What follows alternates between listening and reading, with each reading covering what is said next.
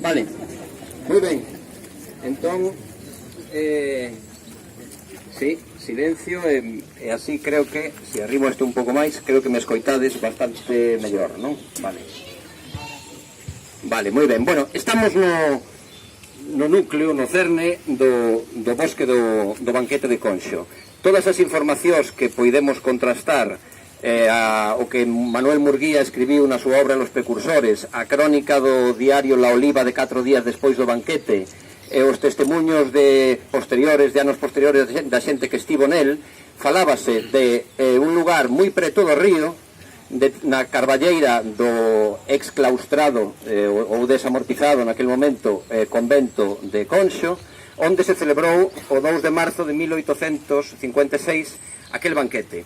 Entón, a hipótese máis verosímile, aínda que non temos o testemunho exacto de en que metros cadrados foi que fose nesta zona.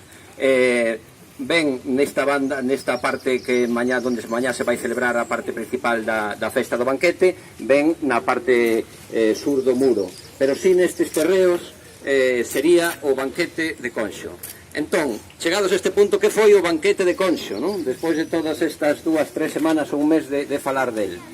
Ben, foi un acto político, ideolóxico, un mitin disfrazado de festa gastronómica. Non foi unha festa gastronómica, non viñeron a comer cabra como mañá poderemos comer, ou pulpo, que mañá vai haber aquí creo que 4 pulpeiras para fornecer a xente que veña. Houbo un solapamento de un mitin por un banquete gastronómico, porque senón non había permiso para facelo. Un grupo de rapaces, de estudantes, que se reunían no Liceo de la Juventud, donde hoxe o Colexio de San Agustín, decidiron, entre eles estaba en aquela pandilla de xoves universitarios, Luis Rodríguez Seoane, despois chegaría a ser rector da Universidade de Santiago, Eduardo Pondal, despois chegaría a darlle letra, entre outras moitas cousas, ao noso himno, e, sobre todos eles, o poeta máis famoso de Santiago naquel tempo, que era Aurelio Aguirre. Aurelio Aguirre era un rapaz de 21 anos que se paraba na rúa a recitar, e a xente pois facía como facedes vos agora a carón do que estou contando eu, sin ser eu nin de lonxe Aurelio Aguirre. Parábase a escoitalo, non? Era como o Neruda nas minas de Chile no século XX, non? Era o bardo da cidade, do lugar, respetado sobre todo polos pobres e polos desfavorecidos a quens cantaba. Hai uns anos reunimos toda a obra poética de Aurelio Aguirre, aquí está todo o que escribiu, está por suposto o que o fixo máis famoso no seu tempo, que foi o brinde que pronunciou aquí nesta carballeira.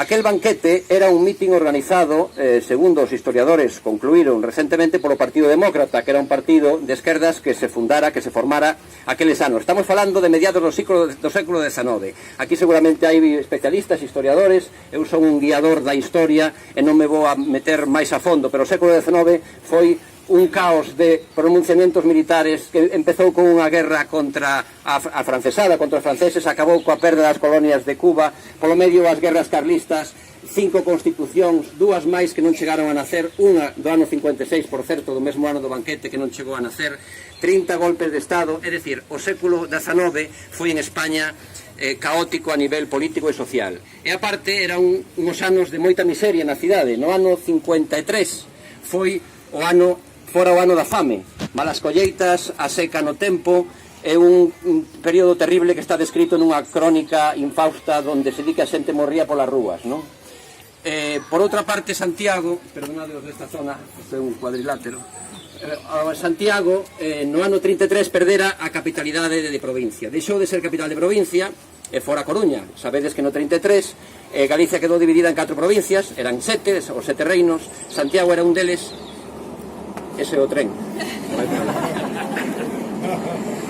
O tren que partiu de Conxo por primeira vez no ano 1873. Deixémolo pasar, agora vai un pouco máis rápido. Ben, Santiago tiña moita fame e Santiago tiña bastante baixón colectivo, non? Na década dos 50. O banquete era un pouco darlle unha volta a aquela situación. Para eso, que fixeron os estudantes? Vestíronse de frac, os armadanzas principais foron Luís Rodríguez Seoane, como os digo, sobre todo Aurelio Aguirre e Eduardo Pondal, e decidiron un grupo de 100 estudantes montar aquí unhas mesas e servir a comida vestidos eles de frac. Os estudantes eran a clase alta, aos obreiros e artesáns que eran a clase baixa. Non había a clase media que despois xurdiu nas nosas sociedades. Ali ou eras rico, moi poucos, ou eras bastante pobre e miserento, a maioría, non? Entón serviron a mesa cada parella de estudantes a un obreiro ou artesán, non? Que querían simbolizar con eso? Pois que todos as persoas somos iguais, debemos ser iguais ante a lei, que todos temos os mesmos dereitos, e sobre todo traer aquí a Conxo, ao Santiago de mediados do século XIX e a Galicia, esa revolución que foi os ideais da Revolución Francesa, da fraternidade, da igualdade e da liberdade, non? Por eso se chamou banquete democrático de Conxo, non? Aquel foi o espírito do banquete. Ao final da mesa, sobre a mesa, se pousara a palma e o laurel. Mañá haberá loureiros sobre as nosas mesas, porque eso é o símbolo da vitoria dunha loita, non? Dunha loita que se iniciaba naquel momento por eses deleitos e por esas liberdades. E se brindaron 3 persoas con 3 brindes que hoxe coñecemos o completo. O que se dixo neles e que algúns de vos xa os coñeceredes co libro que publicamos hai un par de anos dos últimos carballos do banquete, ou ese que se está repartindo estes días os que comedes cabra nos restaurantes de Santiago, a balada Ceibe no bosque de Conxo. 3 brindes que Aurelio Aguirre empezou o seu: Sol de la libertad, tu lumbre dame, non? E onde dixo que non ha nacido para esclavo el hombre, non? Ese era o espírito que eles querían imbuir e trasladar na sociedade, como digo, tan precaria, tan pobre do Santiago de mediados do XIX. Entón, antes de pasar á seguinte parada, vou-vos ler, facer un pouco, ecoar algunhas voces das que aquí se dixeron naquel momento, e quero lervos 4 ou 5 versos destes brindes para que captemos un pouco o ton do que aquí se dixo. O brindes de Aurelio Aguirre empezaba así. Eran octavas reais, é dicir, estrofas de 8 versos, e a primeira delas comezaba así: Sol de la libertad, tu lumbre dame, deja que el fuego que en tu rayo brilla mi generoso corazón inflame, y bajo el cielo de la fiel Castilla entonaré mi canto. Haré que llame a los vástagos dignos de Padilla para decirles de su gloria en nombre que no ha nacido para esclavo el hombre. En nombre de Aurelio.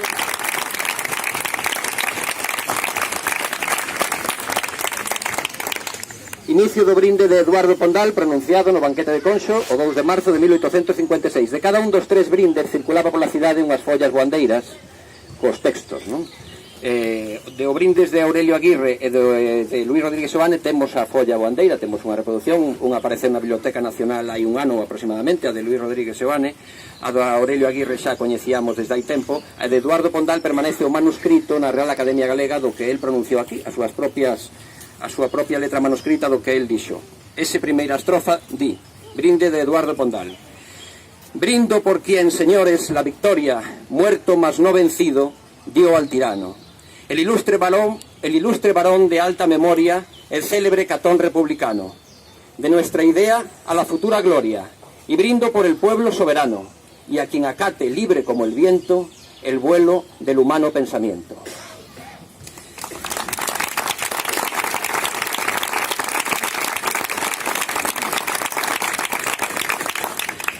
E estas son as folliñas boandeiras que se distribuían por Santiago. Esta é de Luís Rodríguez Seoane, a que apareceu pois unha semana despois de nós ter publicado o libro Los últimos carballos do banquete de Conxo, brindis pronunciado en el banquete democrático que se celebró el día 2 de marzo en las inmediaciones de esta ciudad. Luís Rodríguez Seoane empeza así o seu brinde: un brindis me pedís, hubo una idea pura al nacer que se adornó de gracia, y como el soplo del eterno crea otro mundo de luz, la democracia.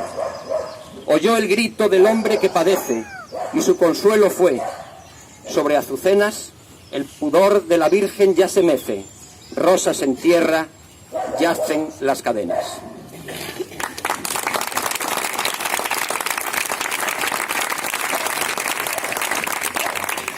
Ben, acabamos de escoitar 3 inicios de brindis en castelán. Foi o banquete de Conxo un banquete galeguista? Foi un banquete nacionalista? Foi un banquete... Que pasou ali, non? Ben, foi un banquete primeiro de loita polas liberdades e pola democracia. O pobo tiña fame e o pobo loitou pola igualdade, os organizadores loitaron pola igualdade de todos eles. Que sucedeu? O galego non estaba presente no banquete, non houve unha reivindicación identitaria de Galicia, non?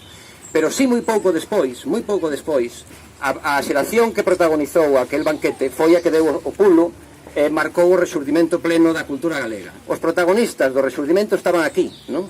E de feito, quizáis o protagonista menos coñecido pola súa trayectoria, como é Luís Rodríguez Seoane, 2 anos despois do banquete, isto foi descoberto hai pouco pola profesora Olivia Rodríguez da Universidade da Coruña, nun texto titulado Las palomas misteriosas, sigue escribindo en castelán, pero nese texto, Luís Rodríguez Seoane, 1958, 2 anos despois do banquete, di: Galicia, patria mía, e den florido de extraños e de propios ultrajada. Aí está o inicio da reivindicación identitaria do país, non? E o protagonista é quizáis o que despois foi máis moderado nesa reivindicación, que foi Luís Rodríguez Seoane. Aurelio Aguirre non tería moito tempo a facer máis cousas porque morreu 2 anos despois, con 25 anos, afogado na praia de San Amaro cando estaba ali con Felisa Taboada coa súa moza. Sempre non se sospeitou, pero houve os rumores de que se suicidara porque iba moi ben co espírito romántico de Aurelio e do seu tempo, pero non foi así, foi un lamentable accidente e o enterro en Santiago foi espectacular, non? Naquel tempo e as crónicas así o din. Luís Rodríguez Seoane, como digo, chegaría a ser rector da universidade. Aurelio Aguirre morreu con 2 anos despois do banquete, no 58, en xullo. Por certo, este luns 23 é o cumpleanos, o aniversario de Aurelio Aguirre, aparte de o Día do Libro de ser celebrado polos eventos dos falecementos de Cervantes ou de Shakespeare, podemos incorporar moi ben os composteláns de corazón Aurelio Aguirre como celebración, porque el naceu un 23 de abril de 1833, non? E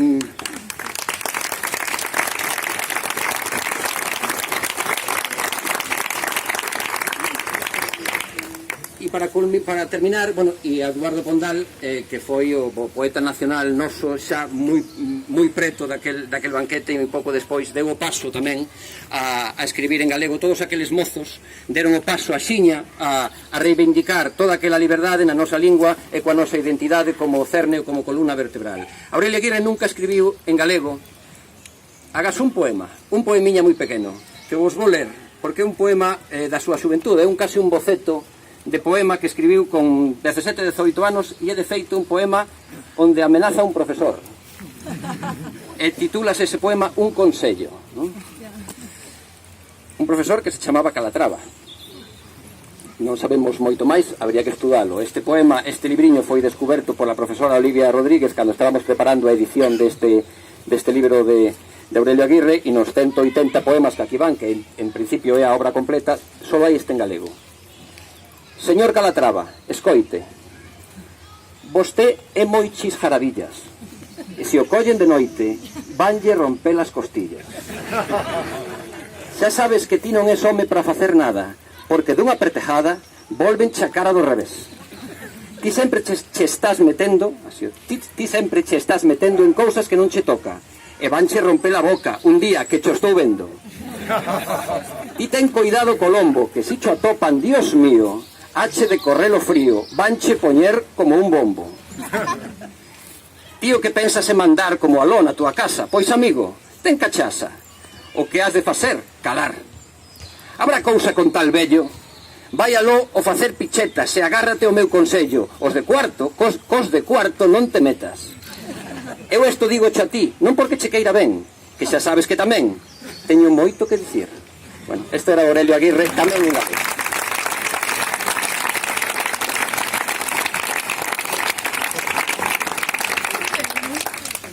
Ben, xa sabía que se nos iba a botar o tempo enriba. Vamos a facer dúas cousas, vou a cortar tamén algo.